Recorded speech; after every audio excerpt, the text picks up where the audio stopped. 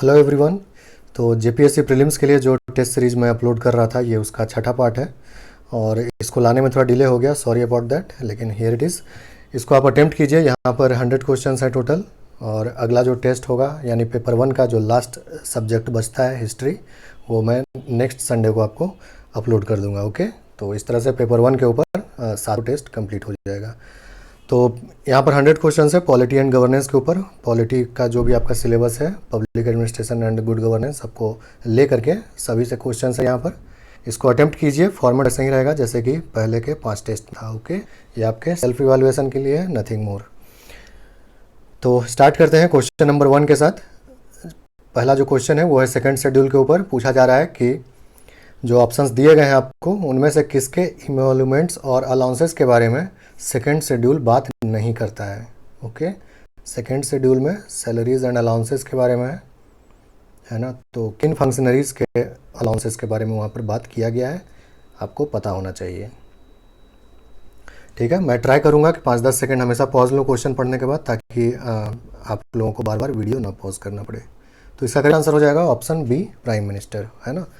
Second schedule में जो है president of India, governor of Indian states, speaker of Lok Sabha and deputy speaker of Lok Sabha, उसके अलावा राज्यसभा के चेयरमैन और डिप्यूटी चेयरमैन, उसके अलावा स्टेट लेजिस्लेचर में स्पीकर और डिप्यूटी स्पीकर लेजिस्लेटिव असेंबली के, अगर लेजिस्लेटिव काउंसिल है तो उसके चेयरमैन और डिप्यूटी चेयरमैन, उसके अलावा सुप्रीम कोर्ट और हाई कोर्ट के जजेस और controller and auditor general of India. इतने लोगों के इमोल्यूमेंट्स और सैलरी, वहाँ पर अलाउंसेस के बारे में बात किया गया है सेकंड शेड्यूल में। Okay, who chaired the fundamental rights sub committee in the constituent assembly. तो आपको यहाँ पर बताना है कि मौलिक अधिकार के ऊपर जो उप समिति बनाई गई थी, उसके अध्यक्ष कौन थे। तो यहाँ पर करेक्ट आंसर होगा option B, J B Kripalani. Third question है, which of the following is not a federal feature of the constitution, है ना। फेडरल फीचर और यूनिटरी फीचर बड़े अच्छे से दिया हुआ है, उसको देख लीजिएगा, अक्सर पूछा जाता है। तो यहाँ पर करेक्ट आंसर होगा इंटीग्रेटेड जुडिशियरी, है ना। एकीकृत न्यायपालिका जो है फेडरल नहीं है, वो कहीं ना कहीं यूनिटरी एस्पेक्ट दिखाता है हमारे कॉन्स्टिट्यूशन का। Ninth schedule was introduced in the constitution of India during the prime ministership of.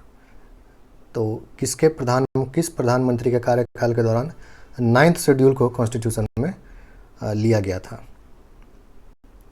आपको पता है कॉन्स्टिट्यूशन जब बना था तो उसमें 8 ही शेड्यूल था, है ना। तो 9वां शेड्यूल बना जवाहरलाल नेहरू के प्राइम मिनिस्टरशिप के दौरान, है ना। और ये 9th शेड्यूल जो है, ये फर्स्ट कॉन्स्टिट्यूशन अमेंडमेंट जो था 1951 का, उसी के द्वारा इसको ऐड कर दिया गया था कॉन्स्टिट्यूशन में। फिफ्थ है, procedure of election of members of Rajya Sabha has been borrowed from the constitution of. किस देश के संविधान से राज्यसभा इलेक्शन का प्रोसीजर जो है उसको अडॉप्ट किया गया है। तो ये करेक्ट आंसर हो जाएगा ऑप्शन डी, दक्षिण अफ्रीका, साउथ अफ्रीका, है ना। तो साउथ अफ्रीका से 2 प्रोविज़न लिया गया है, दोनों याद रखिएगा, एक प्रोसीजर ऑफ अमेंडमेंट और दूसरा election of Rajya Sabha members. Sixth है, how many times the preamble to the constitution of India have been amended. Preamble को कितनी बार अमेंड किया गया है, 1 बार, 2 बार, 3 बार या फिर कभी नहीं। तो यहाँ पर करेक्ट आंसर होगा ऑप्शन ए। ओके, सिर्फ 1 बार, 42nd अमेंडमेंट एक्ट 1976 के द्वारा, और उसमें सोशलिस्ट, सेक्युलर और इंटीग्रिटी वर्ड को ऐड किया गया था। 7th है, which constitution amendment act was in pursuance to the land boundary agreement between India and Bangladesh. तो भारत बांग्लादेश के बीच जो लैंड बाउंड्री एग्रीमेंट था 1974 का, उसके परसुएंस में कौन सा कॉन्स्टिट्यूशन अमेंडमेंट एक्ट लाया गया देश में। तो यहाँ पर करेक्ट आंसर होगा option B, 100th constitution amendment act, है ना। 100th constitution amendment act 2015 gave effect to the acquiring of certain territories by India and transfer of certain other territories to Bangladesh in pursuance of the Land Boundary Agreement 1974 and its protocol of 2011। ठीक है। States Reorganization Commission 1953 was appointed under the chairmanship of। किसकी अध्यक्षता में 1953 का states reorganisation commission बनाया गया था। तो यहाँ करेक्ट आंसर होगा ऑप्शन बी, फजली। ओके, और इनके साथ दो और मेंबर थे उस कमीशन में, उनका भी नाम याद रखिएगा, एम पानीकर और एच एन कुंजरू, ठीक है। और आपको पता है कि जब उस टाइम स्टेट्स को रीऑर्गेनाइज़ किया गया था इस स्टेट्स रीऑर्गेनाइजेशन एक्ट 1956 के बाद, तो आपका 14 स्टेट्स और 6 यूनियन टेरिटरीज बनाए गए थे उस वक्त, है ना। ये भी क्वेश्चन पूछा जाता है कई बार। 9th है fundamental rights under which of the following articles of Indian constitution is available only to the citizens of India, जो सिर्फ भारतीय नागरिकों को ही अवेलेबल है, वैसे फंडामेंटल राइट्स कौन कौन से हैं।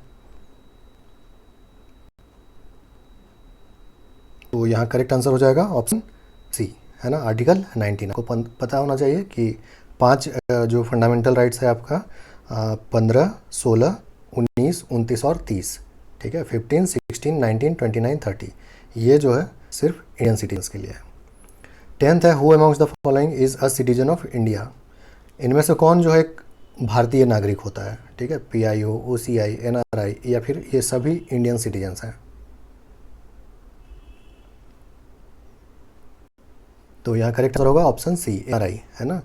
NRI बेसिकली क्या है कि एक डेजिग्नेशन है जो कि for the purpose of income tax, ठीक है, फेमा एक्ट वगैरह इन सब के तहत कुछ प्रोविजंस है, उसके लिए ये डेजिग्नेशन दिया जाता है। जैसे इनकम टैक्स का अगर बात किया जाए तो 182 डेज़ से कम अगर आप मिनिमम 182 डेज़ आपको देश में रिसाइड करना पड़ेगा, तभी आपका नॉर्मल तरीके से इनकम टैक्स यहाँ पर काउंट होगा, है ना, नहीं तो फिर कुछ दूसरा प्रोविज़न लागू होता है। ओके, तो इस वजह से NRI का डेजिग्नेशन दे दिया जाता है जो उतने दिन देश में नहीं रहते हैं। और PIO और OCI, इनफैक्ट ये दोनों में से अब कोई डेजिग्नेशन है भी नहीं, PIO और OCI दोनों को मर्ज कर दिया गया है, और अब OCI कार्ड होल्डर्स, ठीक है, overseas citizens of India card holder, इस नाम से एक नया डेजिग्नेशन बनाया गया है। ये बेसिकली कुछ और रियायत देता है फॉरेनर्स के तुलना में, इनको जो है, जो ये कार्ड होल्ड करते हैं, उनको कुछ स्पेशल रियायत वगैरह दिया जाता है देश विजिट करने पर, ठीक है। तो यही है आपका डेफिनेशन, वो सब भारतीय सिटीजन्स नहीं होते हैं, ठीक है, NRI इंडियन सिटीजन्स होते हैं।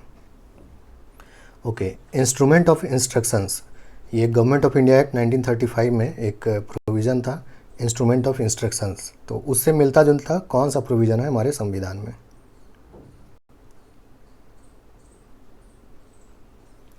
तो इसका करेक्ट आंसर हो जाएगा option C, directive principles of state policy, है ना, जो इंस्ट्रक्शंस की तरह ही है स्टेट के लिए। 12th, the directive principles of state policy is a cheque which is paid on banks convenience, है ना। तो ऐसा जो है किन्होंने कहा था, डायरेक्टिव प्रिंसिपल जो है वो एक चेक की तरह है, जब कन्वीनियंट होगा तभी बैंक जैसे चेक को देता है, तो उसी तरह से डायरेक्टिव प्रिंसिपल्स का प्रोविज़न भी तभी पूरा किया जाएगा जब स्टेट कन्वीनियंट होगा, स्टेट के लिए कन्वीनियंट होगा उसको करना, पूरा करना। तो ये कहा था KT शाह ने। Okay, national Panchayati Raj day is celebrated on, easy है, 24 अप्रैल, है ना, पहले भी करंट अफेयर्स में भी पढ़े होंगे। 14th है seats are reserved in panchayat for scheduled caste, scheduled tribes and women in accordance with. Panchayati Raj से आर्टिकल्स पूछने का टेंडेंसी रहा है अक्सर स्टेट पब्लिक सर्विस कमीशन के एग्ज़ाम में, तो इसका आर्टिकल्स जो है अच्छे से देख लीजिएगा। तो ये रिजर्वेशन वाला बात जो है आर्टिकल 243D में किया गया है। ओके, ग्राम सभा is a body consisting of, यानी ग्राम सभा में कौन सदस्य होते हैं।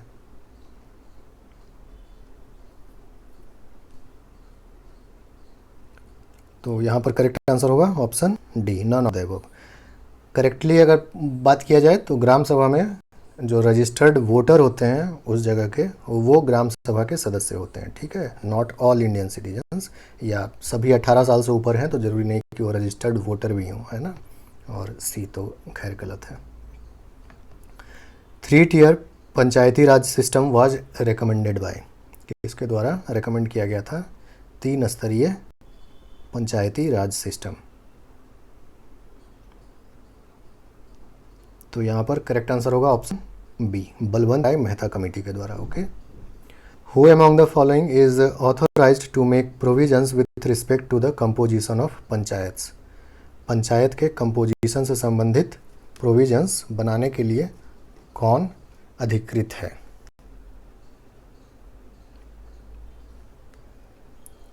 तो यहाँ पर करेक्ट आंसर हो जाएगा option D. Direct constitutional provision है, पंचायत में आप लोग पढ़े होंगे, ठीक है। स्टेट लेजिस्लेचर जो है वही ऑथोराइज्ड एजेंसी है। When was the Jharkhand panchayati raj act 2001 amended to provide for 50% reservation to women?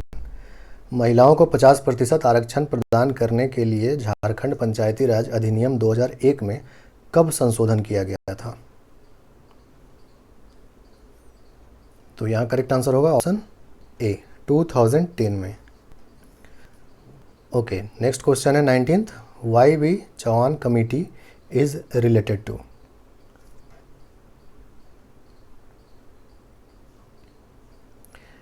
तो इसका करेक्ट आंसर होगा ऑप्शन ए, एंटी डिफेक्शन से संबंधित है, ठीक है। ये इस कमेटी का गठन एंटी डिफेक्शन के पर्पज से किया गया था। Which constitutional amendment act transferred 5 subjects from state list to concurrent list? State list में 66 आइटम्स था, उसके बाद अभी 61 है, 61 आइटम्स हैं। तो ये 5 आइटम जो है उसमें से हटाया गया था 42nd कॉन्स्टिट्यूशनल अमेंडमेंट एक्ट 1976 के द्वारा, ओके। और जहाँ तक ये लिस्ट्स का बात है, union list, state list, concurrent list, तो ये सब 7th शेड्यूल का आइटम है ना, आर्टिकल 246। इससे संबंधित इतना इन्फॉर्मेशन आपको पता रखिएगा तो आई थिंक कि इस शेड्यूल से संबंधित कोई भी सवाल आपका नहीं छूटेगा, है ना। यूनियन लिस्ट में 100 आइटम है, स्टेट लिस्ट में 61 है, कंकरेंट लिस्ट में 52 आइटम है ना। उसके अलावा 42nd कॉन्स्टिट्यूशनल अमेंडमेंट एक्ट 1976 के द्वारा 5 सब्जेक्ट को स्टेट लिस्ट से कंकरेंट लिस्ट में भेज दिया गया था।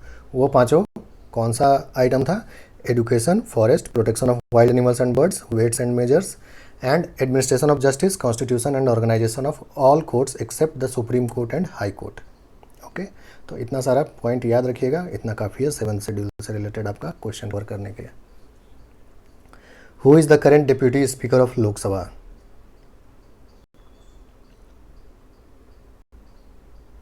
तो यहाँ पर आंसर होगा option D, none of the above, है ना। 2019 से कोई भी नहीं है डिप्यूटी स्पीकर लोकसभा में।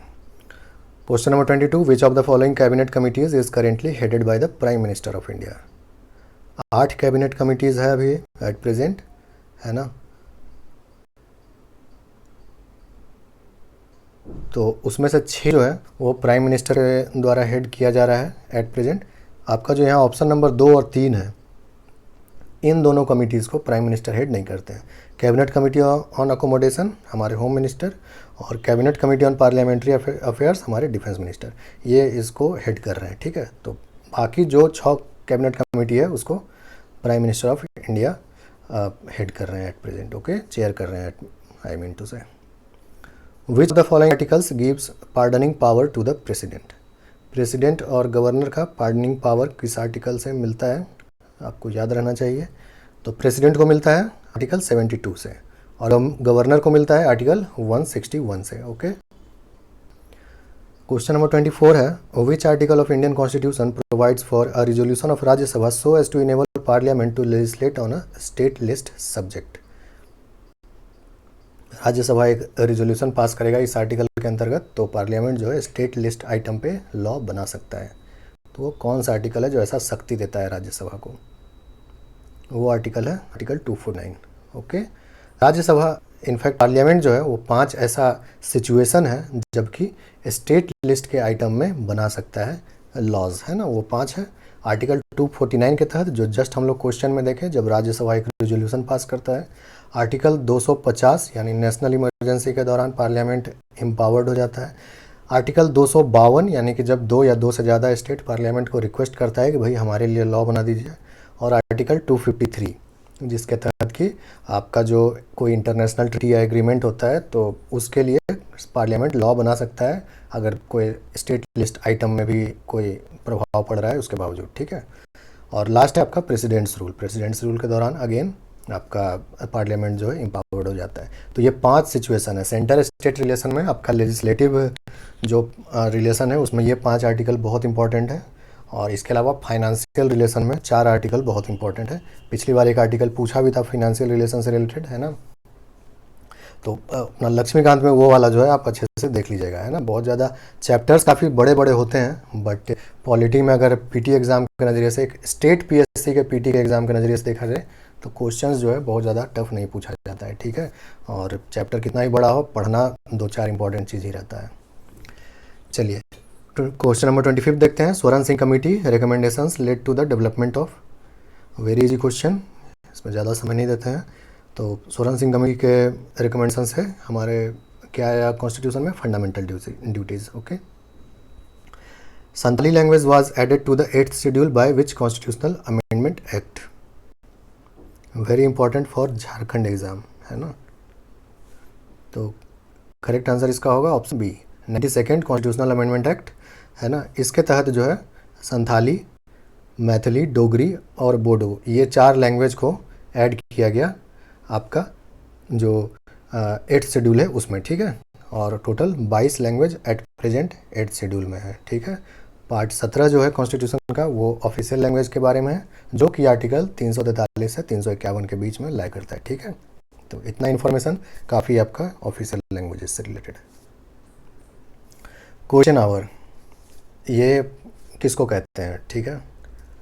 ये सब क्वेश्चन इन जनरल पूछा जाता है ना। ये सब रूल्स पे डिसाइड होता है लोकसभा राज्यसभा का, बट इन जनरल अगर आपको पूछा जाएगा तो आप बताएंगे first hour of the sitting. जैसे राज्यसभा में चेंज कर दिया गया था, उसके अलावा जो है आपका ये सस्पेंड भी कर दिया जाता है कई बार, है ना। तो ये सब होता रहता है, बट इन जनरल अगर पूछा जाता है तो first hour of the sitting ही बताएंगे आप।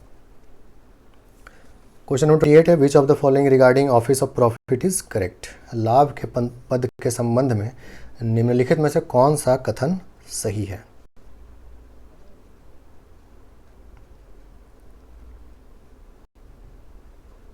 तो यहाँ करेक्ट आंसर हो जाएगा ऑप्शन सी, है। इसका जो डेफिनेशन है वो कोर्ट रूलिंग्स के वजह से इवॉल्व हुआ है ना। लाभ का पद एक्चुअली में क्या हो सकता है क्या नहीं, ठीक है, उसके लिए सुप्रीम कोर्ट जो है कुछ गाइडलाइंस बनाया है, ओके।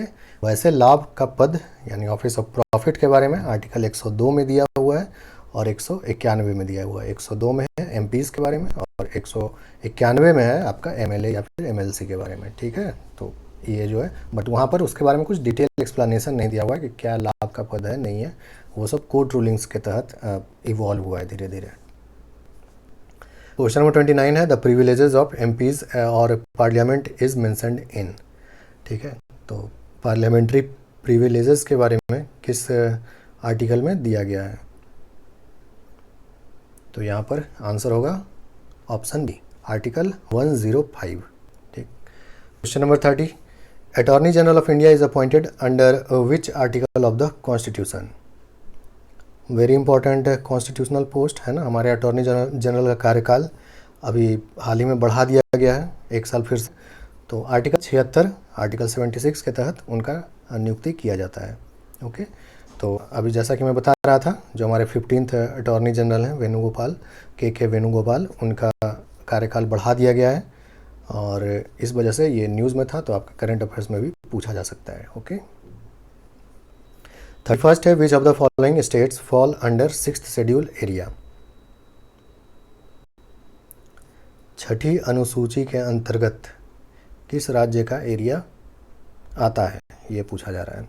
तो यहाँ पर करेक्ट आंसर होगा ऑप्शन डी, मेघालय, है ना। 6th शेड्यूल से रिलेटेड अगर देखा जाए तो इसमें 4 स्टेट याद रखना है आपको, असम, मेघालय, त्रिपुरा और मिजोरम, है ना। इसके बारे में प्रोविजंस कहाँ है, आर्टिकल 244, ठीक है, 244(2), 275 में भी है बट वहाँ पर फाइनेंशियल एडमिनिस्ट्रेशन के बारे में 244 याद रखेंगे 6th शेड्यूल एरियाज़ के बारे में, ओके। और प्लस 2 करेंट अफेयर्स भी इसमें था कि आपका जो national commission for scheduled tribes है वो रिकमेंड किया है कि यूनियन टेरिटरी ऑफ लद्दाख जो है उसको tribal area under 6th schedule बना दिया जाए, ओके। और अरुणाचल प्रदेश असेंबली एक रेजोल्यूशन पास किया कि उसको जो है उसके इस राज्य को भी 6th शेड्यूल में डाल दिया जाए, है ना। तो ये 2 करेंट अफेयर्स था, दोनों को ध्यान रखिएगा। 32nd क्वेश्चन है, the provisions of 5th schedule of Indian constitution are not applicable in, total 10 state है जो कि 5th शेड्यूल में आता है, जिनके एरियाज़ 5th शेड्यूल में आते हैं, है ना। तो इनमें से कौन सा वो राज्य नहीं है वो 10 में से, तो वो है जम्मू कश्मीर नहीं है, बल्कि झारखंड, राजस्थान और गुजरात है ना। 10 का लिस्ट आप यहाँ पर देख सकते हैं। आंध्र प्रदेश, तेलंगाना, महाराष्ट्र, मध्य प्रदेश, छत्तीसगढ़, झारखंड, उड़ीसा, हिमाचल प्रदेश, गुजरात और राजस्थान, इन 10 स्टेट्स में 5th शेड्यूल एरियाज हैं। ठीक है। क्वेश्चन नंबर 33 देखिए, विच of the following statements is wrong regarding inter state council. आराम से पढ़कर आप देखिए कि आप सही गेस कर पा रहे हैं या नहीं।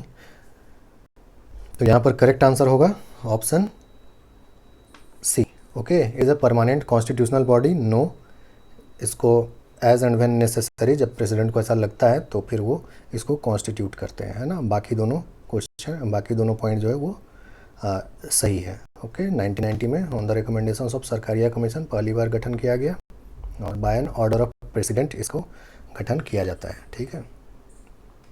263 आर्टिकल, यानी जो आर्टिकल 263 है वहाँ से इसका गठन होता है, वहाँ से, इसलिए ये कॉन्स्टिट्यूशनल बॉडी होता है। ठीक है। प्राइम मिनिस्टर चेयरमैन होते हैं इंटर स्टेट काउंसिल के, और मेंबर्स होते हैं, आप वीडियो पॉज करके पढ़ सकते हैं कौन कौन मेंबर्स शामिल होते हैं इंटर स्टेट काउंसिल में। ओके। 34 देखते हैं, which of the following articles provides for powers to supreme court and high court to punish for contempt of court. Contempt of court बहुत ज़्यादा न्यूज़ में रहा है ना इस साल, तो इससे भी आपको क्वेश्चन पूछा जा सकता है। कोरस्पॉन्डिंग आर्टिकल्स जो है आप ध्यान रखिएगा। तो आर्टिकल्स हैं 129 और 215। 129 for supreme court, 215 for high court. ठीक है। Which article of the Indian constitution provides for the adjustment of constituencies after each census.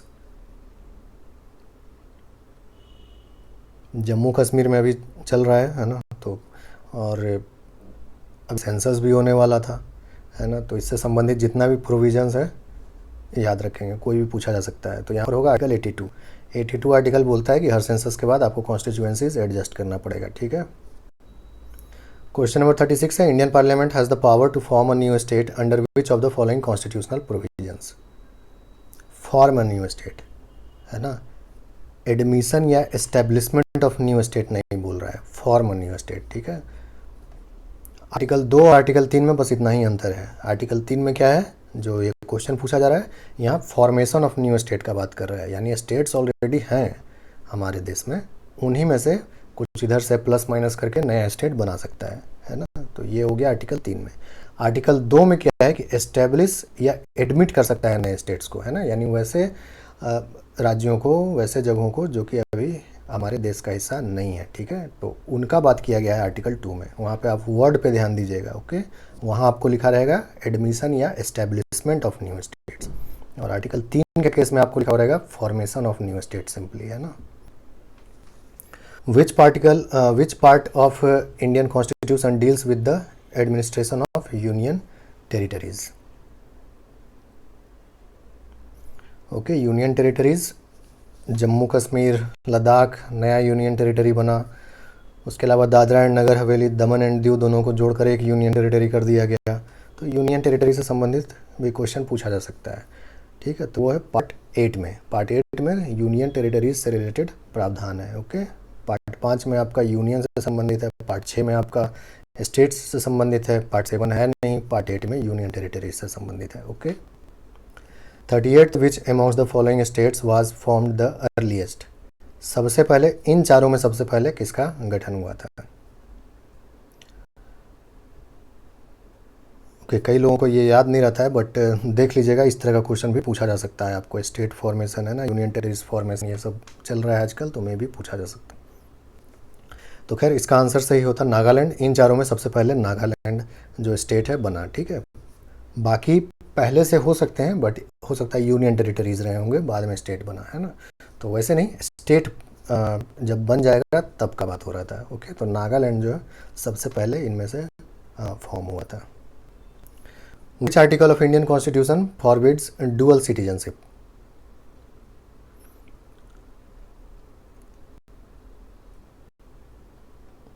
तो यहाँ पर करेक्ट आंसर होगा आर्टिकल 9। क्लियरली लिखा हुआ है कि अगर दूसरे देश का नागरिकता आप लेते हैं तो यहाँ का नागरिकता आपका छिन जाएगा। Okay. High level committee on Indian diaspora in 2000 was constituted under the chairmanship of.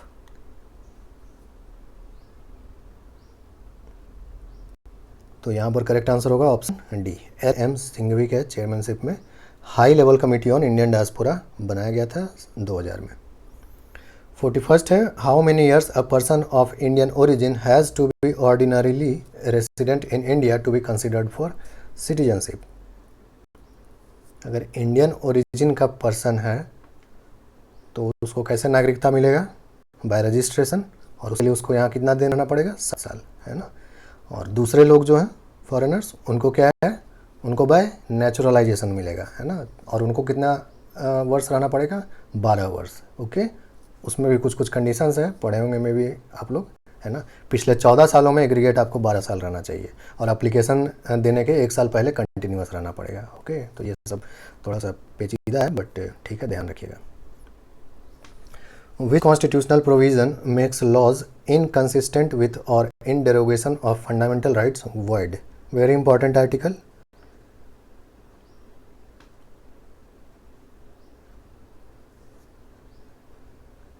Correct answer होगा आर्टिकल 13, है ना। Who is regarded as the father of development administration?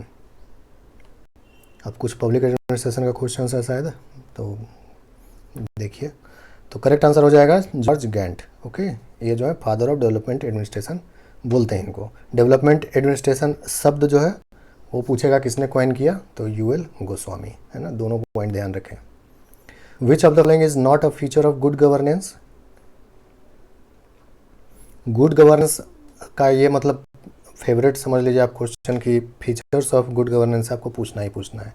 8 features है, ठीक है ना। यूनाइटेड नेशंस के द्वारा एक्सेप्टेबल है वो 8 फीचर, तो 8 फीचर याद रखिएगा। ओके, तो सेंट्रलाइजेशन उन 8 में से नहीं है, ठीक है ना। पार्टिसिपेशन है, अकाउंटेबिलिटी है, ट्रांसपेरेंसी है। Prime ministers awards for excellence in public administration was instituted in. Public administration के ऊपर कुछ क्वेश्चंस का वीडियो बना हुआ है, अगर आप नहीं देखे हैं तो उसको जाकर देख लीजिएगा। अगर नहीं पढ़े हैं पब्लिक एडमिनिस्ट्रेशन अब तक, तो एटलीस्ट वो वीडियो देख कर जाइएगा एग्ज़ाम में। अगर पढ़े हैं पब्लिक एडमिनिस्ट्रेशन तो फिर कोई ज़रूरत नहीं है। तो यहाँ पर करेक्ट आंसर होगा ऑप्शन ए, 2006, है ना। Prime minister award for excellence in public administration. Which of the following is not a barrier to good governance as per second ARC report titled citizen centric administration? Same topic पे पिछली बार भी JPSC में question पूछा गया था, है ना। तो सिटीजन सेंट्रिक एडमिनिस्ट्रेशन ऐसा टाइटल के साथ एक रिपोर्ट लाया था सेकेंड एडमिनिस्ट्रेटिव रिफॉर्म्स कमीशन, है ना। उसमें 5 बैरियर वो लोग आइडेंटिफाई किए हैं गुड गवर्नेंस के, ठीक है। गुड गवर्नेंस करने में 5 बाधा है।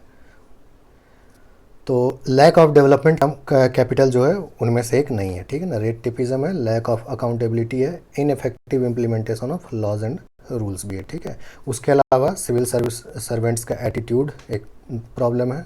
उसके अलावा अवेयरनेस का कमी होना, ठीक है, वो भी एक प्रॉब्लम है। तो ये 5 प्रॉब्लम है, 3 आपको दिख रहा है, 2 मैंने बताया, एटीट्यूड ऑफ सिविल सर्वेंट्स और अवेयरनेस, ठीक है। तो ये 5 जो है बैरियर है गुड गवर्नेंस का। 47 है, the national e governance programme was launched in, ठीक है, NEGP, वेरी इंपॉर्टेंट। तो यहाँ पर करेक्ट आंसर होगा ऑप्शन बी, 2006 में लॉन्च हुआ था। Who coined the term Lokpal and Lokayukta?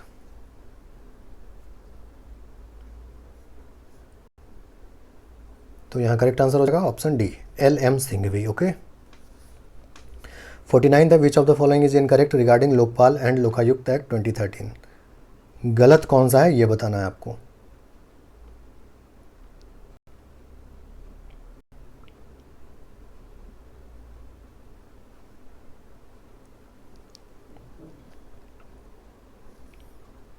तो यहाँ करेक्ट आंसर होगा option B, only a retired CGI can be the chairperson. This is wrong, है ना। ओनली वर्ड नहीं यूज़ करना चाहिए था वहाँ। ओके, रिटायर्ड भी हो सकते हैं, नहीं भी हो सकते हैं, चीफ जस्टिस भी हो सकते हैं, जज भी हो सकते हैं, ठीक है। तो काफ़ी सारे लोग हो सकते हैं, एलिजिबल हैं। तो ये जो है पॉइंट गलत था, बाकी सब जो है पॉइंट आपका ठीक है ना। Jharkhand Lokayukta act was enacted in the year?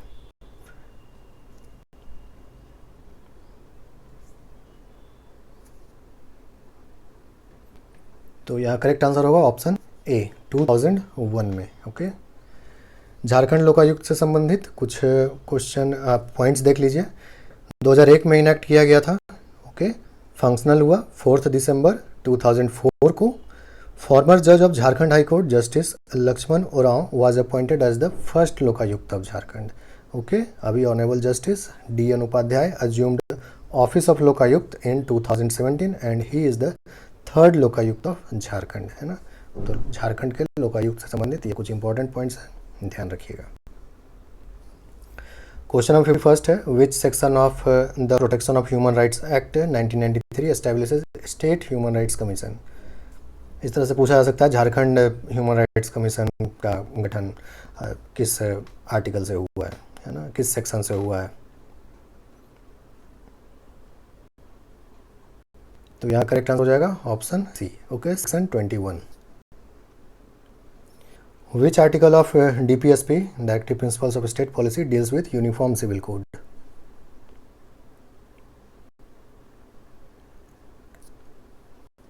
तो यहाँ करेक्ट आंसर होगा ऑप्शन सी, आर्टिकल 44, है ना।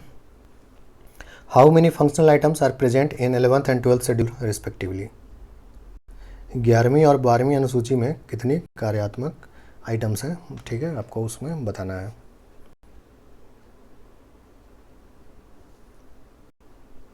तो करेक्ट आंसर होगा 29 और 18। 11th शेड्यूल में आपका 29 है और 12th शेड्यूल में 18 है। Okay, the number of ministers including the chief minister in A state shall not be less than.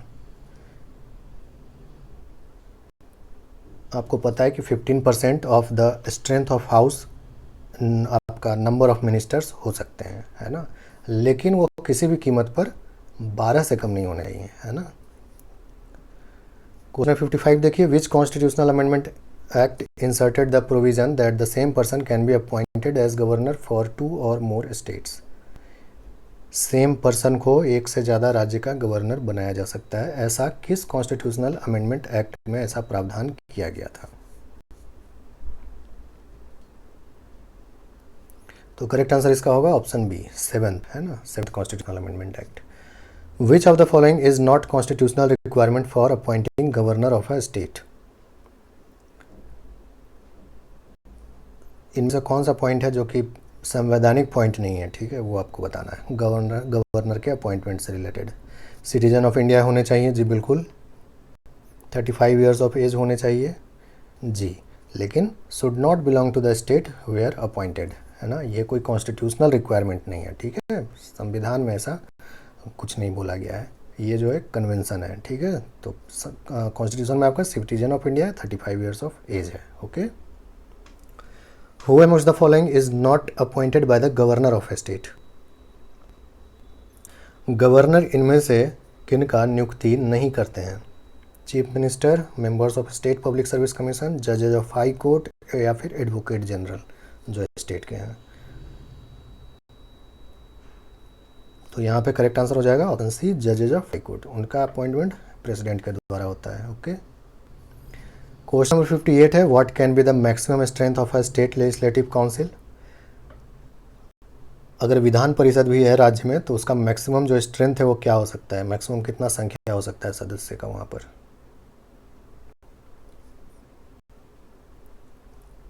Legislative assembly के स्ट्रेंथ का 1/3 हो सकता है, ठीक है, उससे ज़्यादा नहीं होना चाहिए। ओके, 59 है, who is the author of the ecology of public administration. ये जो बुक है इसके ऑथर कौन है बताना है आपको। तो करेक्ट आंसर होगा यहाँ पर F.W. रिग्स। ओके, इंपॉर्टेंट है, इसको याद रखिएगा। 60th है, politics has to do with expressions of the state will whereas administration has to do with the execution of this policies. ये किसको एट्रीब्यूट किया जाता है, मतलब ऐसा किसने कहा था।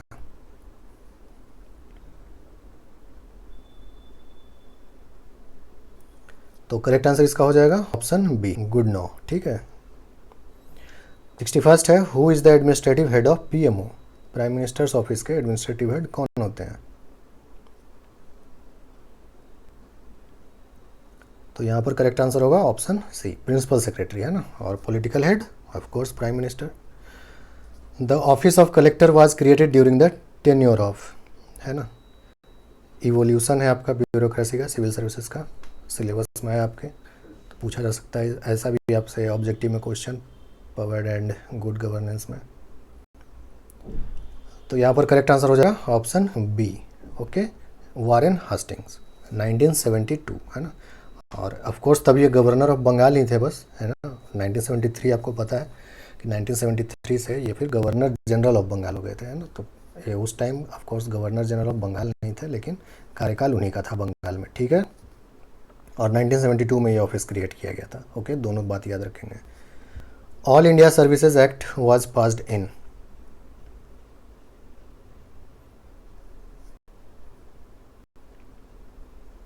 तो यहाँ पर करेक्ट आंसर हो जाएगा ऑप्शन बी, 1951 में ऑल इंडिया सर्विसेज एक्ट पास किया गया था।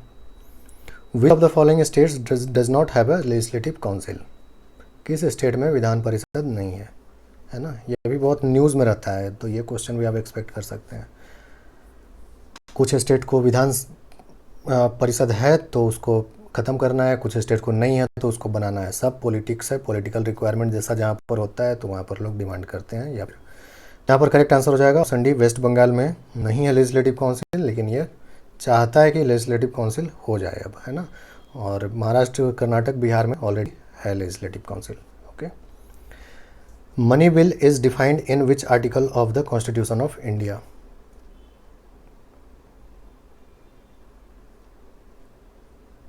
तो करेक्ट आंसर होगा ऑप्शन बी, आर्टिकल 110।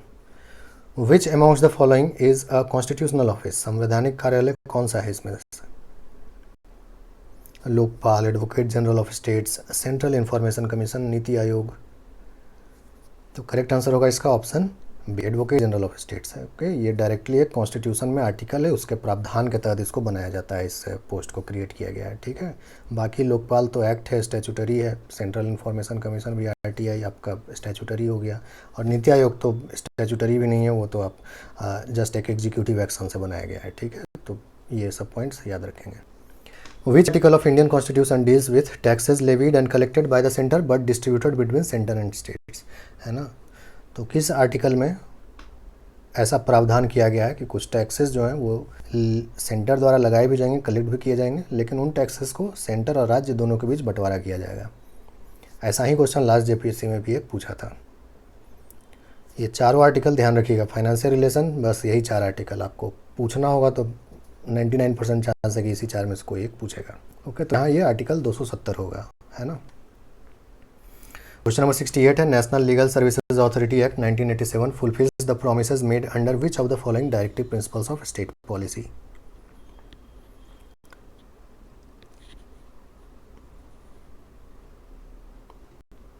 तो यहाँ करेक्ट हो जाएगा ऑप्शन ए, है ना। ये जो national legal services authority act है 1987 बेसिकली आर्टिकल 39A में जो आपका सबको जस्टिस प्रोवाइड करने का बात किया गया है, फ्री लीगल एड का बात किया गया है, तो उन्हीं सबको ये पूरा करता है ये एक्ट, है ना। तो इसीलिए क्वेश्चन नंबर 69 है, cantonments act was passed in,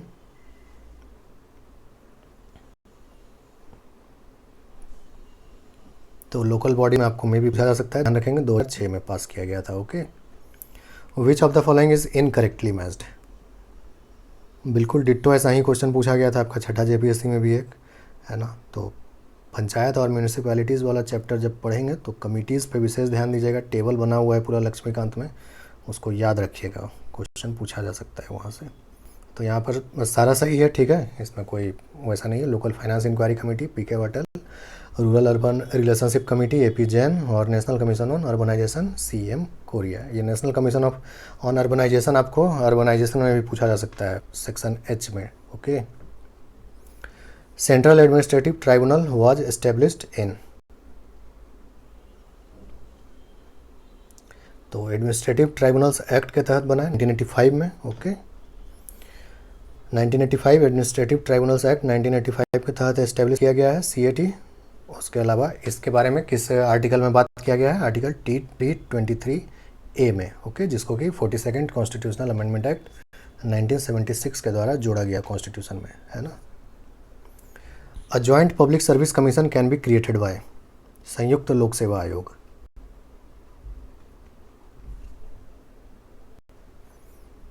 तो यहाँ करेक्ट आंसर होगा option C, an act of parliament. Okay, बाकी जो है आपका डायरेक्ट कॉन्स्टिट्यूशन से बनता है, आप लोग पढ़े होंगे कॉन्स्टिट्यूशनल बॉडीज़ में, यूपीएससी और एसपीएससी, बट ये जो ज्वाइंट पब्लिक सर्विस कमीशन है इसको पार्लियामेंट बनाता है, ठीक है। Which of the following is also known as spoils system?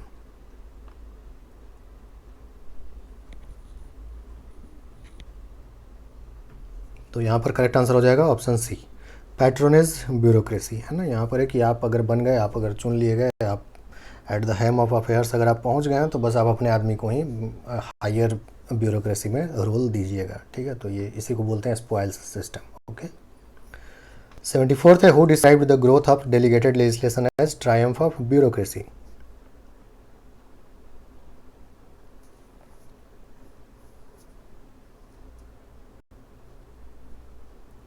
तो यहाँ पर करेक्ट आंसर हुआ option B, C K Allen. Okay, इन्होंने कहा था। इस क्वेश्चन को दूसरे तरह से भी दिया जा सकता है कि जैसे सिविल सर्विसेज का बढ़ता हुआ पावर जो है वो ट्रायम्फ ऑफ ब्यूरोक्रेसी है, ऐसा किसने कहा था? तो दोनों केस में सी के एलन ही ध्यान रखेंगे। Okay, which is incorrectly matched pair?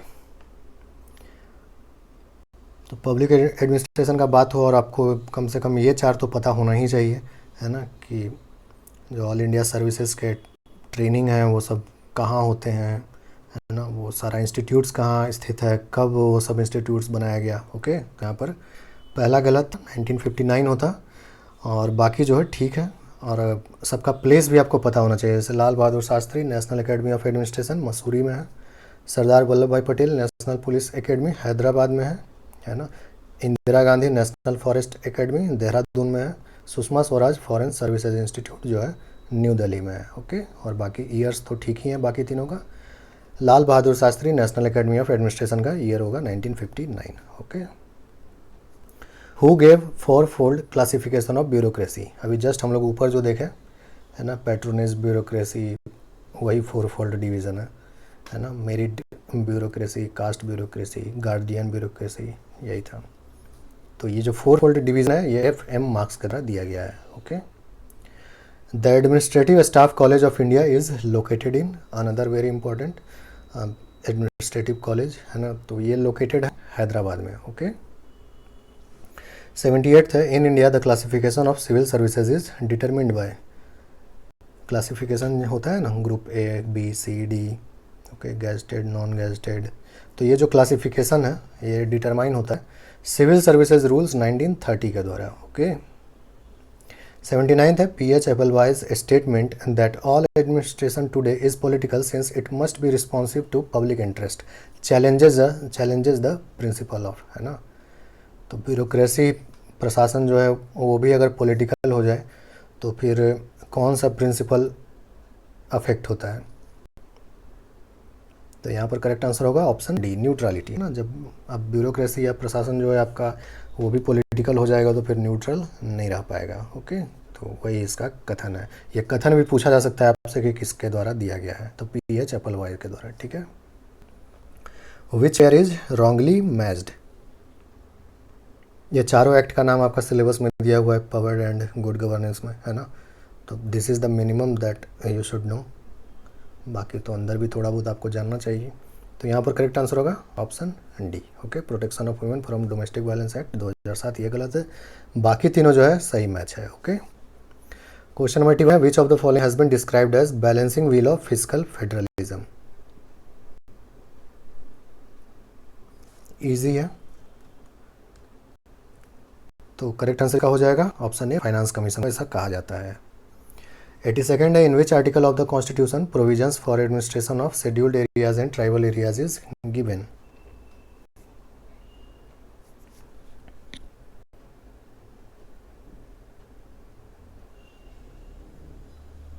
तो करेक्ट आंसर होगा ऑप्शन बी, आर्टिकल 244 में दिया हुआ है। Okay, who is empowered to declare an area to be scheduled area?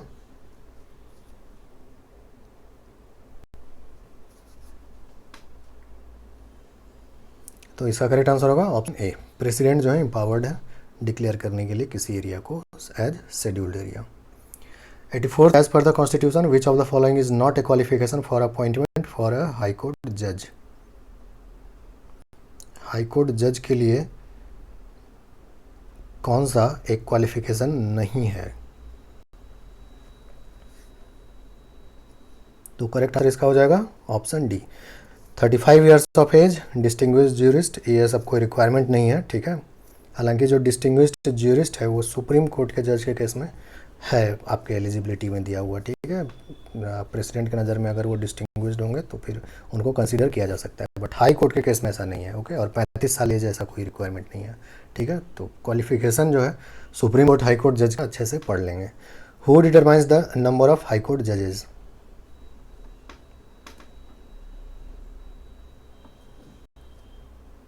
ठीक है, तो हाई कोर्ट में एक चीफ जस्टिस होंगे और उतने जज होंगे as the president from time to time में डिटरमिन, है ना। तो राष्ट्रपति डिसाइड करते हैं, ठीक है, क्लियरली लिखा हुआ है आपके आर्टिकल में। Who among the following is authorised to preside over a joint session of parliament? Parliament का जॉइंट सेशन कौन प्रिसाइड करता है? ईजी है, ओके। नहीं भी होता तो ऑप्शन की वजह से ईजी हो गया। Speaker of Lok Sabha, okay, Lok Sabha अध्यक्ष जो है वही प्रिसाइड करते हैं। Who is empowered to determine the seat of supreme court, है ना। तो सुप्रीम कोर्ट नई दिल्ली में होगा और ये भी डायरेक्टली जो है आपका कथन है डायरेक्टली आर्टिकल से, ठीक है। तो चीफ जस्टिस ऑफ इंडिया, ठीक है, प्रेसिडेंट के अप्रूवल से डिसाइड करेंगे कि सुप्रीम कोर्ट और कहाँ होगा, उसका कहाँ और बैठ सकता है सुप्रीम कोर्ट, ठीक है। तो ये पॉइंट याद रखेंगे। The current sanctioned strength of supreme court जजेस इज, हाल ही में इसको अल्टर किया गया है, ये भी एक तरह से करेंट अफेयर्स ही है आपका, ठीक है। तो अभी जो है 34 है, ठीक है, 34, 33 जजेस, एक आपके CJI हो गए, है ना। NOTA option is not available in polls for, ठीक है, किस चुनाव में, Lok Sabha, Rajya Sabha, state legislative assemblies, किस में जो है सो नोटा ऑप्शन अवेलेबल नहीं रहता है? ये भी जो है सो कोर्ट रूलिंग से ही बना है। डायरेक्ट इलेक्शन जो होगा उसमें नोटा रहेगा आपका, राज्यसभा इलेक्शन में नहीं होता है, ठीक है। लोकसभा, राज्य विधानसभा जो इलेक्शन है वो डायरेक्ट इलेक्शन है, वहाँ पर होता है NOTA. Which constitutional amendment act has एबोलिश्ड nomination of Anglo Indians in the Lok Sabha and state legislative assemblies? है ना। तो 2020 में यह सब प्रावधान ख़त्म हो रहा था, इसको 10 साल के लिए और बढ़ा दिया गया है ना। जो आपको पता है कि जो रिजर्वेशन दिया जाता है सीट्स का लोकसभा में और स्टेट लेजिस्लेटिव असेंबलीज में, तो उसको बढ़ा दिया गया, लेकिन एंग्लो इंडियंस के लिए उसको नहीं बढ़ाया गया, ठीक है। ये 104 जो अमेंडमेंट था, 104th कॉन्स्टिट्यूशनल अमेंडमेंट, उसी के तहत इसको किया गया है, okay. The proclamation of national emergency must be approved by the parliament with in, कितने दिनों के अंदर आपको अप्रूवल मिल जाना चाहिए आपका प्रोक्लेमेशन ऑफ इमरजेंसी का? तो इसका करेक्ट आंसर होगा ऑप्शन ए, 1 मंथ के अंदर, ठीक है। और प्रेसिडेंट्स रूल का और फिनेंशियल इमरजेंसी के लिए 2 महीने का टाइम होता है, ओके, ध्यान रखेंगे। विच of the following is not A consequence of presidents rule in a state? Presidents rule अगर लगता है किसी स्टेट में तो क्या कुछ हो सकता है और क्या नहीं हो सकता है, उसी पर यह क्वेश्चन है। तो क्या नहीं हो सकता है? ऑप्शन सी नहीं हो सकता है, ठीक है। फंडामेंटल राइट्स पे असर नहीं पड़ता है स्टेट में प्रेसिडेंट्स रूल लगने पे, ठीक है। बाकी स्टेट एग्जीक्यूटिव डिसमिस हो जाएंगे, स्टेट लेजिस्लेचर को सस्पेंड या डिसॉल्व कर दिया जाएगा, वो सब ठीक है। Which of the following articles of Indian constitution provides for the adjudication of inter state water disputes?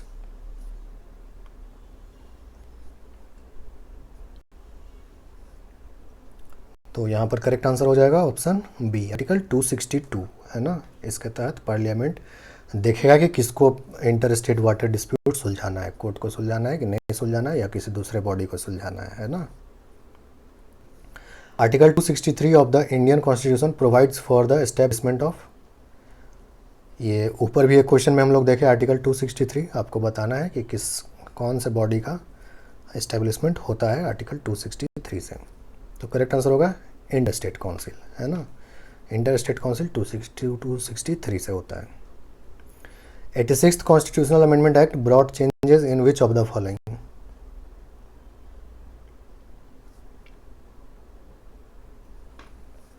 तो इसका करेक्ट आंसर होगा option D, all of the above. सब में कुछ ना कुछ बदलाव आया था इस कॉन्स्टिट्यूशनल अमेंडमेंट से, है ना।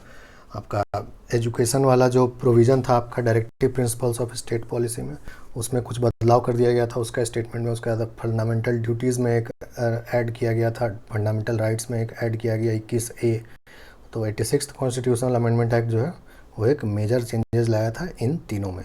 Okay, which of the following provisions of DPSP were not added by the 42nd constitutional amendment act 1976?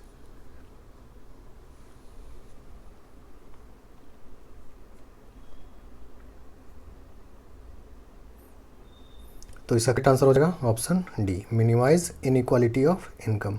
ये वाला 42nd कॉन्स्टिट्यूशनल अमेंडमेंट एक्ट से नहीं चेंज किया गया था, बाकी तीनों 42nd कॉन्स्टिट्यूशनल अमेंडमेंट एक्ट से चेंज किया गया था। ओके, तो ये सब मतलब चेंज नहीं किया गया था, ऐड किया गया था DPSP में आपका। ओके, तो 4 कॉन्स्टिट्यूशनल अमेंडमेंट विशेष हैं। लक्ष्मीकांत में एक जगह बिल्कुल दिया हुआ है, उसको देख लीजिएगा कौन सा कॉन्स्टिट्यूशनल अमेंडमेंट से क्या बदलाव आया है DPSP में ओवर द ईयर्स। ठीक है, तो ध्यान रखिए, एक जस्ट हम लोग ऊपर देखे 86th constitutional amendment act, okay, और एक आपका 42nd कॉन्स्टिट्यूशनल अमेंडमेंट एक्ट। इसके अलावा 2 और है, देख लेंगे उसको। Who was the constitutional adviser of the constituent assembly? Constitutional adviser या ऐसे भी लीगल एडवाइजर करके भी आपको दिया हुआ रह सकता है क्वेश्चन में, है ना। तो ध्यान रखेंगे BN राव, ठीक है, वही थे legal adviser. How many articles and schedules were in constitution as adopted on 26 November 1949? Schedule के बारे में ऊपर बात की है एक बार, आर्टिकल्स के बारे में नहीं किए हैं। ठीक है, तो ध्यान रखेंगे 395 आर्टिकल और 8 शेड्यूल था जब एडॉप्ट हुआ था संविधान। ठीक है, 99 है, if a panchayat is dissolve elections are to be held within, मतलब अगर समय से पहले डिजॉल्व कर दिया जाता है तो कितनी जल्दी पंचायत कराना होगा, चुनाव कराना होगा दोबारा। तो यहाँ पर करेक्ट आंसर होगा ऑप्शन बी, 6 मंथ्स, है ना। बट अगर नया चुनाव होने में ही 6 महीने से कम का समय बचा है तब फिर ज़रूरत नहीं है चुनाव कराने का, फिर जो शेड्यूल्ड टाइम है उस टाइम ही चुनाव होगा। लास्ट क्वेश्चन है, provision of a state election commission has been provided under which article of the constitution?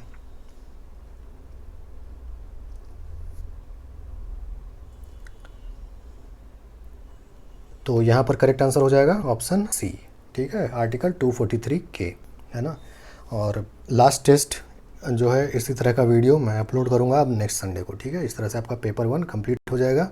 ठीक है, लगभग हर एक सेक्शन को कवर करने का कोशिश यहाँ पर मैं करता हूँ ताकि आपको जो है मैक्सिमम एक्सपोजर मिल सके आपके सिलेबस का। ठीक है, तो फिर मिलते हैं, और इस बीच मैं कोशिश करूँगा आपको कुछ करंट अफेयर्स और प्रोवाइड कराने का जो बचा हुआ है अभी मई जून जुलाई का। ओके, तो फिर पढ़ाई करते रहिए, मिलते हैं अगले वीडियो में। Thank you.